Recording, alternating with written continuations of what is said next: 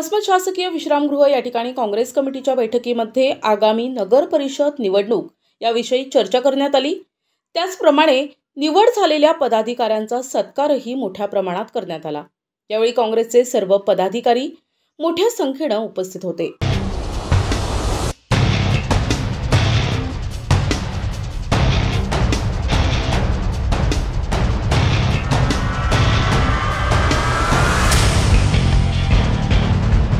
आमचे हिंगोली जिल्ह्याचे नेते अब्दुल हाफिज साहेब आणि युवराजजी आवटे या दोघांचीही साहेबांची मराठवाड्याच्या अल्पसंख्याक विभागाच्या प्रभारीपदी नियुक्ती झाली। त्याचबरोबर आमचे युवराजजी यांची सामाजिक न्याय विभागाच्या जिल्हाध्यक्षपदी निवड झाल्याबद्दल त्यांच्या सत्काराच्या कार्यक्रमासाठी आज एक छोटेखानी बैठक ठेवण्यात आली होती आणि या बैठकीमध्ये येणारी वसमत नगरपालिकेची निवडणूक पूर्ण ताकदीनिशी लढून या नगरपालिकेवर काँग्रेस पक्षाचा झेंडा फडकवण्याचा निर्धार वसमत येथील तमाम काँग्रेस प्रेमी आणि काँग्रेसच्या पदाधिकाऱ्यांनी केला आहे।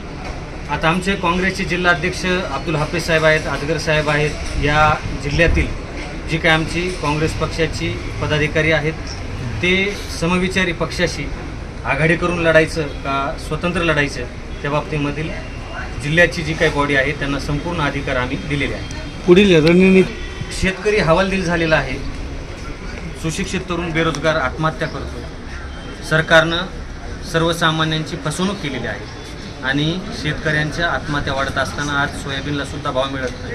ही शोकांतिका आहे। आसमानी संकट आणि सुलतानी राजवटीमध्ये ओळखणारा आमचा शेतकरी त्याला कोणी न्याय द्यायला तयार नाही।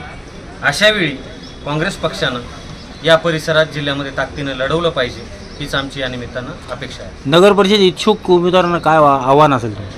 नगर परिषदेचे जे काही इच्छुक उमेदवार आहेत आजच प्रभागांमधले जे काही आरक्षण आहेत त्यांची रचनेच्या संदर्भामध्ये आज सोडत झालेली आहे। त्यांनी ताकदीनं कामाला लागून काँग्रेस पक्षाचे ध्येय धोरणं राहुल गांधींचे जे काही विचार आहेत ते सर्वसामान्य जनतेपर्यंत घराघरामध्ये पोहोचवण्याचा निर्धार आम्ही आता केलेला आहे आणि येणाऱ्या दिवसांमध्ये ही पदाधिकारी नक्कीच करतात यात कोणतीही शंका नाही। वोट चोरीच्या संदर्भामध्ये काय सांगणार आहे?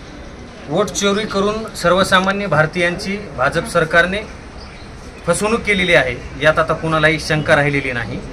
महाराष्ट्रातही त्याच धर्तीवर वोट चोरी करण्याचा प्रयत्न यांनी नक्कीच केलेला आहे आणि त्या वोट चोरीच्या संदर्भात येणाऱ्या 1 तारखेला महाविकास आघाडीतर्फे मुंबई येथे महाएल्गार मेळाव्याचं आम्ही आयोजन केलेलं आहे आणि या वोट चोरीचा आम्ही 1 तारखेला निषेध व्यक्त करणार आहोत।